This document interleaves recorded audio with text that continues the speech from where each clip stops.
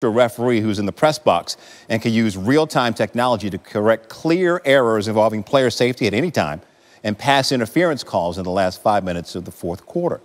Debuted this weekend.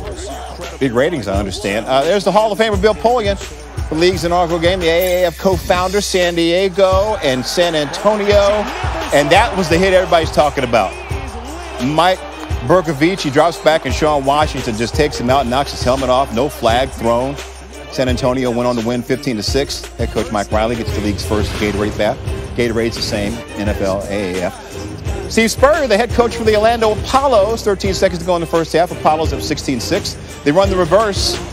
Wide receiver Jalen Marshall throws it to Garrett Gilbert, the quarterback. The Orlando special, like the Philly special, Darren Woodson, I guess. Orlando goes on to win 40-6. Memphis Express, Birmingham Iron.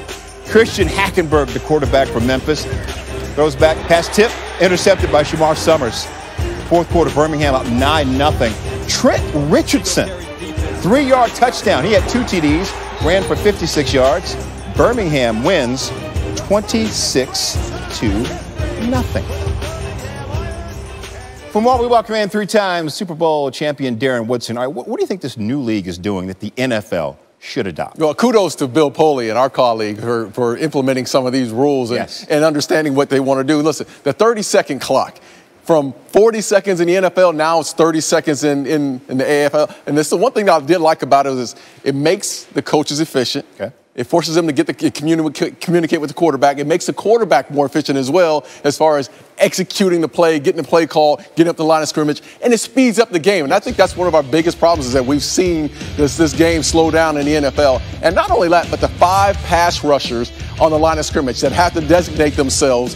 5 pass rushers coming. Now you get the development of the quarterback. Now he has a clearer picture of knowing who's out, who's coming. No one's coming from the secondary. He has 5 guys, and now he can read the field and see what he wants to do. And the offensive linemen. This is the reason why the offensive linemen are in this league right now, to develop. Now they got 5 pass rushers. They know where they had to go. They can work on their pass rush, and they can do those little things there. And I think that's what really helps this league out.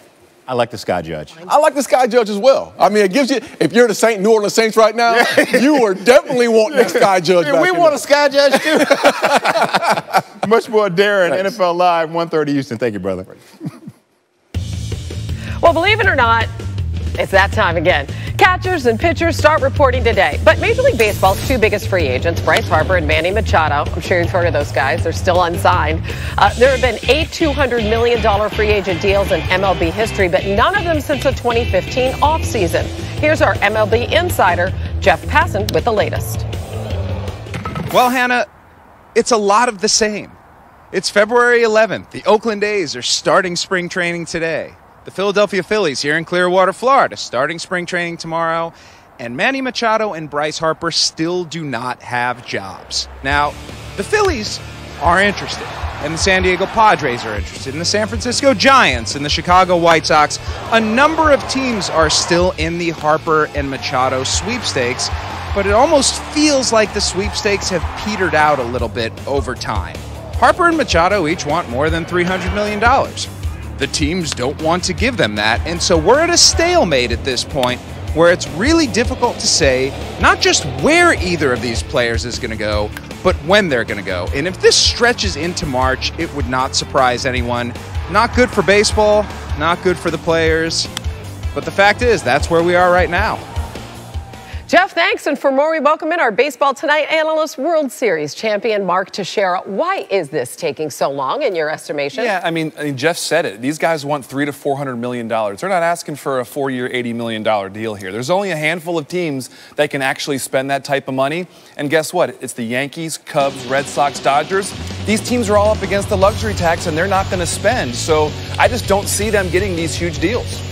I'll ask you a question about last postseason because Machado had some questionable plays on the base paths. There was some thought that he didn't hustle as much as he should have. So given that perception, is that affecting the market for him and the kind of long-term deal that he's looking for? I think it is, because what you're asking these teams to do is invest 8 to 10 years and $300 million in a player that's going to be your franchise cornerstone, a guy that's going to be a leader for young players coming up. And you saw what happened last October. It was not a good showing for Manny Machado. And obviously, he's one of the most talented players in baseball. You make an 8 to 10 year, $300 million commitment in somebody, you want him to be the entire package. And last October was not a good showing for Manny. Yeah, if there's even a sliver of doubt when you're making that kind of historic investment. So where do you see these two guys going? You know, the two teams that have been linked to these guys all offseason and have the most money available under the salary cap is, you know, the White Sox with Manny Machado. And I think the White Sox are one of those teams that they have some players coming up. And if you look at an 8+ year deal, Machado fits into that White Sox lineup and that roster moving forward for the next decade. And I think he would be a huge boost to a team that's trying to make their name in the AL Central. All right, what about Harper? Harper, it's still the Phillies to me. The Phillies, to me, when they went in on JT Realmuto, they're saying, okay, hey, we're here, we're spending money, and if they can figure out how to get Bryce Harper in that lineup in a small ballpark, he might hit 50 home runs a year in that place. And it's a big market. It's in the NL East, which he knows. He's comfortable with the travel and everything about the NL East. I think Harper would fit really well in Philly. Yeah, that's a tantalizing thought. Do you think they'll get everything they want? No, because if they would have gotten everything they want, they would have gotten it by now. It would have already happened. Exactly. We're going to see something very interesting. That's all I'll say. I don't know where this is going to end up. Right. We're going to see something very interesting in either a big short-term deal or a mystery team coming out of nowhere. Yeah, we will see. All right, stay tuned, as they say. Thanks, Mark. Thanks, Great to have you on.